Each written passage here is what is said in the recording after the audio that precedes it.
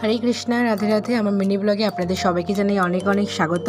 তো আমরা যখন মেঘালয়ে ছিলাম তখন আমরা ডাউকি রিভার ভ্রমণ করতে গিয়েছিলাম। দেখুন এই পাথরটা হচ্ছে ইন্ডিয়া আর বাংলাদেশের মাঝখানের বর্ডার। এই পাশে কিন্তু বাংলাদেশের মানুষেরা আসতে পারে না। এবার এই জলের ভেতরটা দেখে নেওয়া যাক।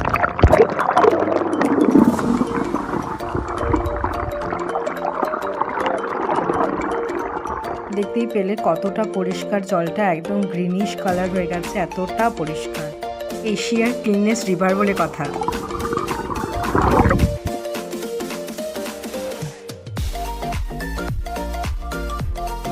এটা ক্লিন জল, সত্যি সত্যি।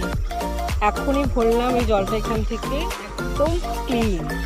তো আপনারা যদি কোনোদিন মেঘালয়ে যান অবশ্যই ডাউকি রিভারে যাবেন ভ্রমণ করতে, খুব সুন্দর জায়গাটা। ভিডিওটি ভালো লাগলে অবশ্যই আপনারা লাইক, কমেন্ট, শেয়ার করবেন আর আমার চ্যানেলটিকে সাবস্ক্রাইব করে দেবেন। টাটা, আবার দেখা হবে অন্য একটি শর্টসে।